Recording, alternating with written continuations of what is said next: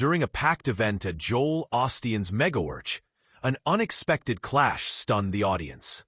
When Osteen allegedly ordered security to remove Burkina Faso's president, Ibrahim Traoré, nobody could have predicted what would follow. Instead of backing down, Traoré responded in a way that turned the entire situation upside down, leaving the crowd in shock and sparking global discussions about dignity, courage, and faith. This video captures the moment the world can't stop talking about.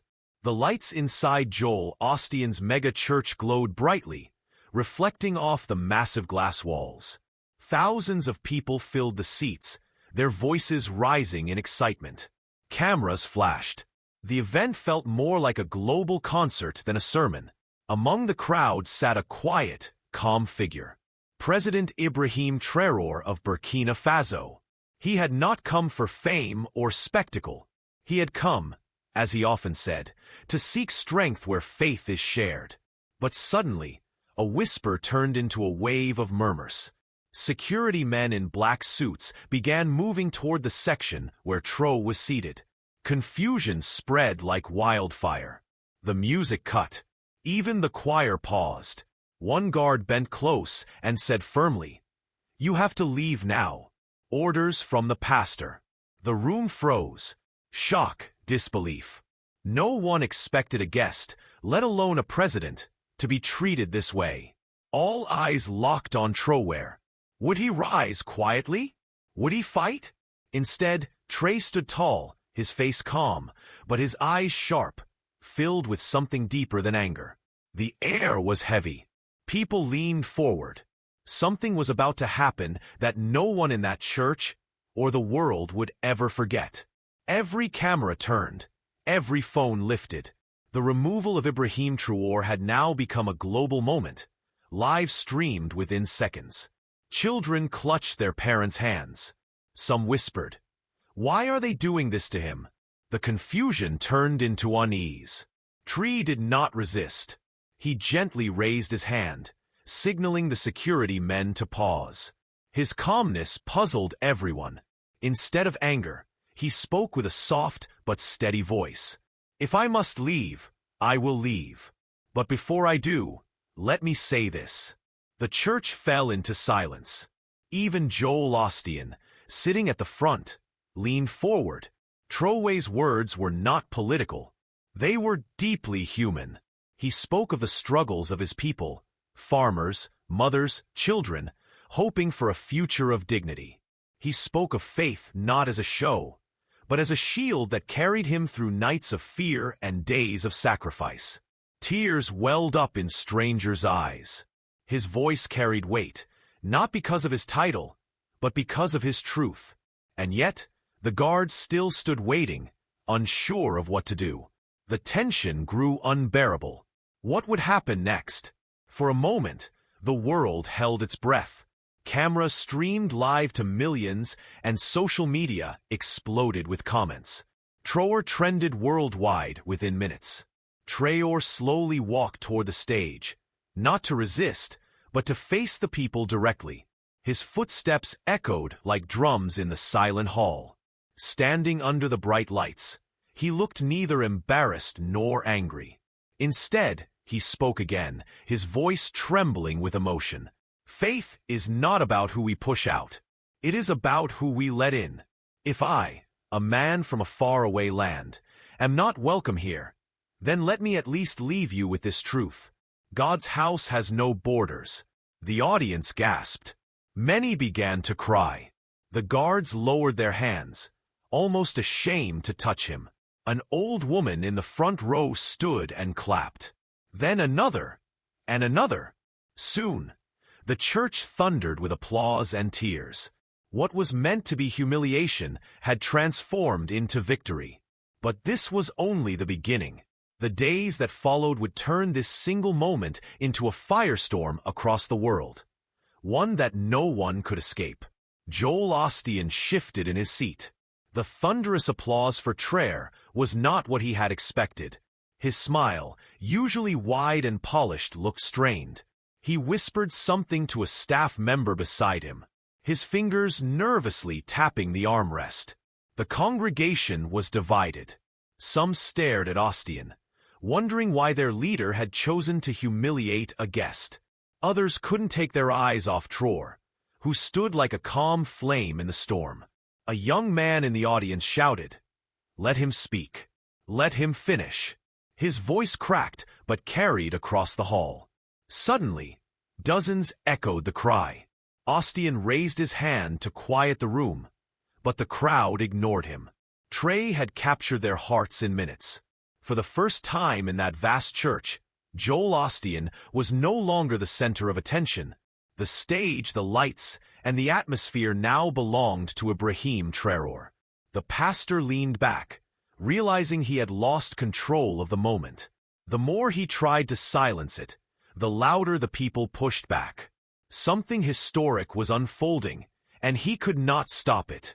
Traoré took a slow breath, his voice deep but tender. "I do not come here as a leader. I come here as a brother, as a man who knows suffering." The crowd leaned in. His French accent carried a rhythm that made every word sink deeper. He spoke of children walking miles for water under the burning African sun, of mothers who prayed every night for bread to feed their families, of fathers who worked the soil with bleeding hands yet never lost faith. People in the audience wiped tears from their faces. Even those who had never heard of Burkina Faso felt the weight of his words. His story was no longer about a distant land. It was about humanity itself. A middle-aged woman near the choir stood up sobbing. "We need this truth," she cried. Others followed, standing in solidarity. The guards who had been ordered to remove him now stepped back completely, their eyes lowered. They were no longer security men in that moment. They were witnesses to something sacred. It wasn't just a speech. It was a wound being opened and a healing being shared. The atmosphere was electric. Journalists in the back who had come expecting a routine service typed furiously on their laptops. Their headlines were already writing themselves.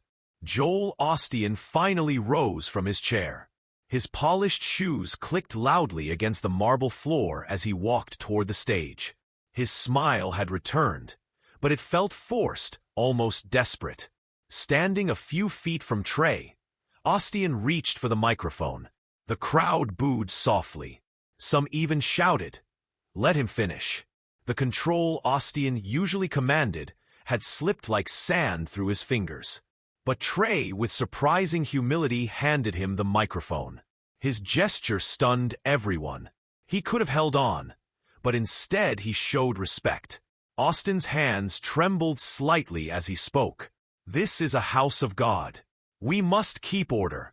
Before he could say more, a young child's voice rang out from the balcony. "Then let God speak through him." The church erupted. Tears, claps, cries.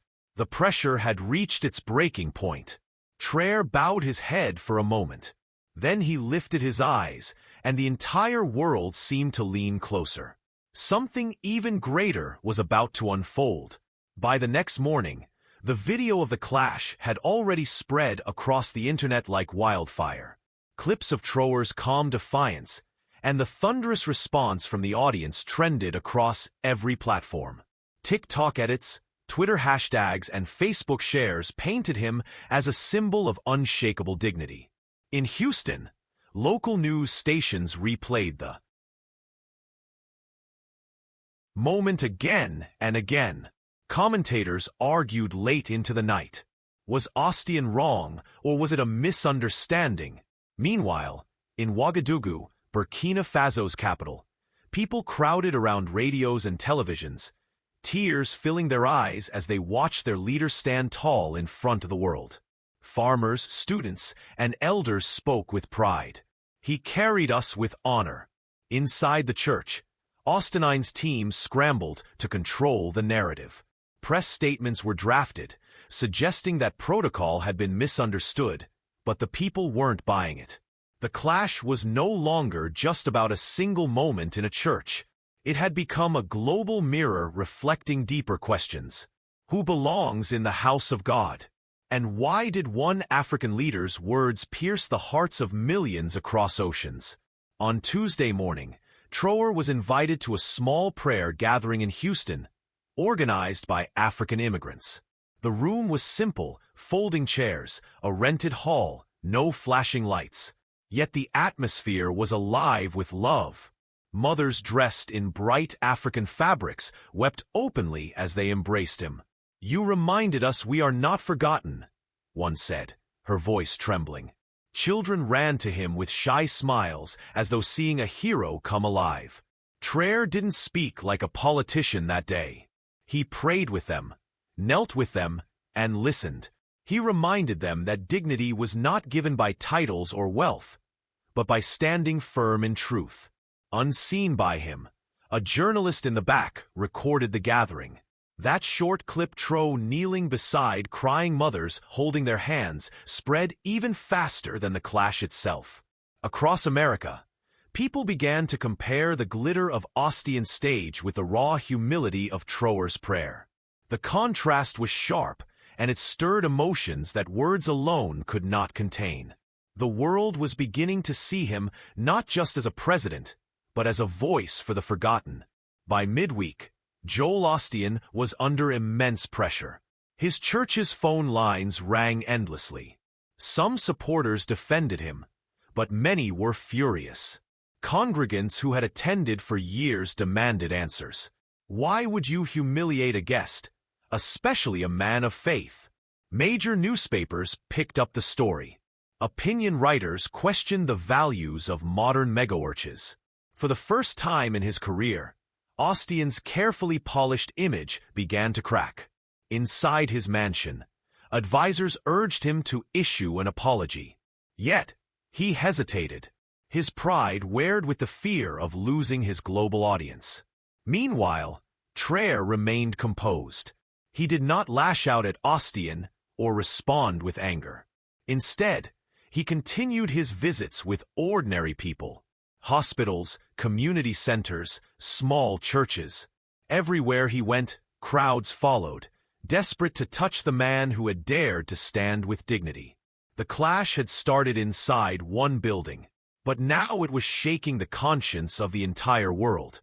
And with every passing hour, Joel Osteen realized that what he had tried to silence had instead grown into a storm he could not control.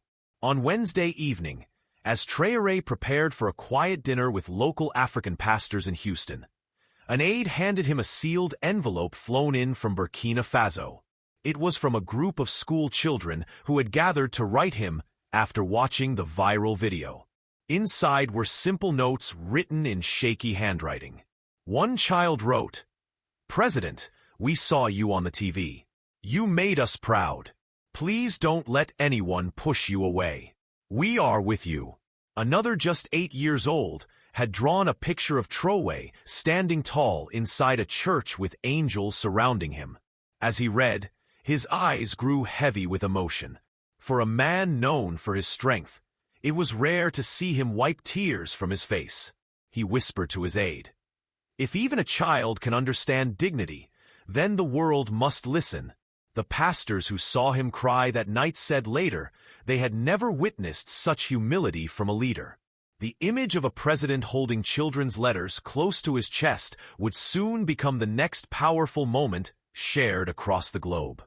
Thursday brought even greater turmoil inside Osteen's church. While some members demanded the pastor repair the damage with a public apology, others walked away entirely. For the first time, empty seats appeared in the usually packed services. In Bible study groups across Houston, people argued, was this really about protocol, or had pride overtaken humility? Could a church that claimed to welcome all truly stand by silencing a visitor who only spoke of faith and dignity? Meanwhile, Traoré quietly visited a local hospital. Cameras caught him praying at the bedside of a sick child, his hand resting gently on the boy's shoulder. The child's mother sobbed uncontrollably, thanking him for his kindness. That short clip spread even faster than the clash itself, drawing comparisons between Osteen's glittering stage and Traoré's quiet humanity. The church scandal was no longer just about religion. It had become a question of what true leadership looked like. And people everywhere were beginning to realize that power wasn't always in palaces or pulpits. Sometimes it was in the simple act of kneeling beside the brokenhearted. By Friday, global networks had taken hold of the story. CNN, BBC, and Al Jazeera ran long segments showing side-by-side images. Joel Osteen standing stiffly under bright lights, and Ibrahim Traoré bending low to comfort strangers. In Burkina Faso, massive crowds filled the streets, not in anger but in celebration. They carried banners with his picture, and the words "dignity cannot be removed." Students recited his quotes in classrooms. Elders praised him in market squares. Back in Houston, pressure mounted for Osteen to act. Yet Traoré made no demands, no accusations. His silence itself became the loudest challenge of all. The world saw a man who refused to insult his host, but instead let his actions speak. Late that night, Osteen stared at the headlines flashing across his phone. For the first time, his polished world felt fragile. The man he had tried to dismiss had become the very example of faith people longed for. The week was not yet over, but the storm was only growing stronger. And with each passing hour, the world waited to see what Traoré's final response would be. Saturday morning, community leaders in Houston gathered at a town hall to discuss the growing controversy. The atmosphere was tense. Some defended Joel Osteen, saying perhaps it had been a misunderstanding, but many others demanded he face the harm caused.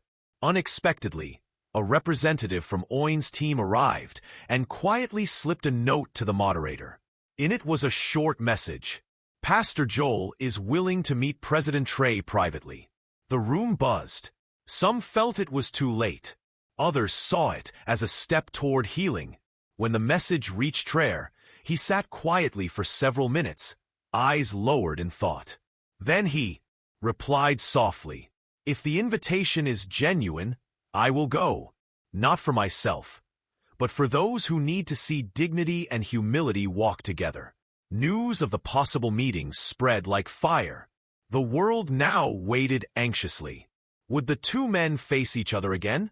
Could there be reconciliation? Or would the wounds only deepen? That evening in a quiet room away from the cameras, Joel Osteen and Ibrahim Traoré finally stood face to face once more. The pastor, usually glowing with confidence, appeared subdued. His voice wavered as he spoke. "I may have misjudged. Perhaps I acted too quickly. The world has turned this into something I never expected." Traoré looked at him steadily. There was no anger in his gaze, only a deep sadness. When a man is humiliated in public, the wound spreads wider than his own heart. It touches nations, families, children. But forgiveness, he paused. Forgiveness can also spread if it is true. For a long moment, silence filled the room. Osteen nodded slowly, tears visible in his eyes. The weight of the past days seemed to crush him. Those present said later that Traoré placed his hand gently on Osteen's shoulder, not as a rival, but as a brother. The image of that private act of grace would leak to the press hours later, sending shock waves across the world. By Sunday morning, photos of Osteen and Traoré embracing were everywhere. Social media lit up with disbelief. Some cried with relief. Others whispered that perhaps miracles still happened in modern times. In Burkina Faso, church bells rang in celebration. Crowds filled the streets, waving flags and singing hymns. In Houston, even critics softened, touched by the sight of two men bridging such a deep divide. But it wasn't just about them anymore. Across the globe, pastors, priests, and imams used the story in their sermons. They spoke of courage that refuses humiliation and humility that chooses forgiveness. Meanwhile, Traoré kept his schedule simple. He attended a small Sunday service in a modest local church. No cameras, no fanfare.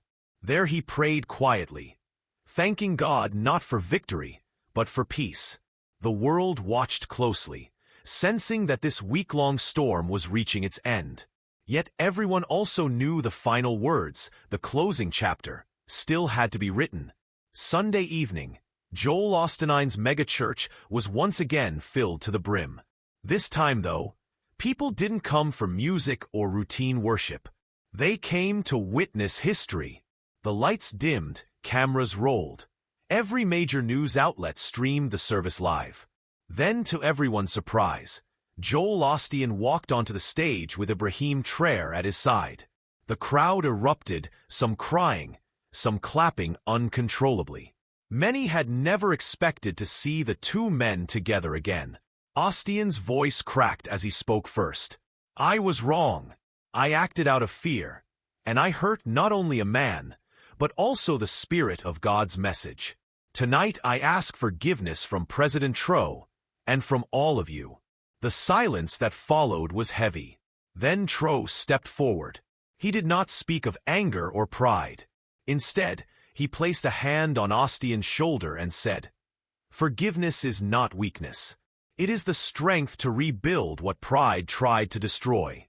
Tonight, let us rebuild together." Tears streamed down the faces of strangers. In that moment, the clash had transformed into healing. By Monday morning, the images of Traoré and Osteen standing side by side had circled the globe. Newspapers called it the embrace heard around the world. Social media overflowed with emotional comments. "I cried harder than I've ever cried watching this. This is what leadership looks like. Dignity, forgiveness, and faith." In Burkina Faso, schools paused classes to show the footage. Children clapped and cheered when they saw their president embrace forgiveness instead of bitterness. Elders in villages prayed blessings over him, grateful that he had represented them with honor. In Houston, members of Osteen's church who had stopped attending returned, not because of spectacle, but because they felt hope again.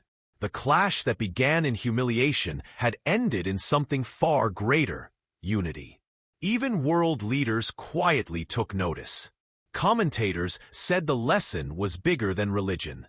It was about humanity, about choosing dignity in the face of insult, and choosing grace in the face of shame.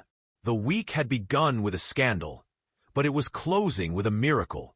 Before leaving Houston on Tuesday, Traoré held one final gathering. It wasn't in a stadium or a polished church. It was outside under the open sky, where hundreds of ordinary people stood waiting. He spoke simply, his words heavy with emotion. "We are all children of God. No title, no nation, no wealth can change that. What happened this week is not about me. It is about us, about how we can choose dignity, courage, and faith even when we are tested." Then he bowed his head and prayed. Mothers sobbed. Fathers wiped their eyes. Children clapped their small hands in joy. The sound of hope echoed far beyond Houston. When his plane departed later that day, thousands waved goodbye, holding signs that read, "Dignity cannot be removed." The clash that was meant to silence Ibrahim Traoré had instead given the world a story of faith stronger than humiliation and forgiveness stronger than pride. My friends, if this story touched your heart, don't just leave silently. Click that subscribe button so you never miss powerful stories like this. Smash the like button to spread this message of dignity and forgiveness. And most importantly, share your thoughts in the comments below. Tell me what moment made you cry, what words touched you, and how this story spoke to you. Your comment might inspire someone else to believe in faith, courage, and humanity.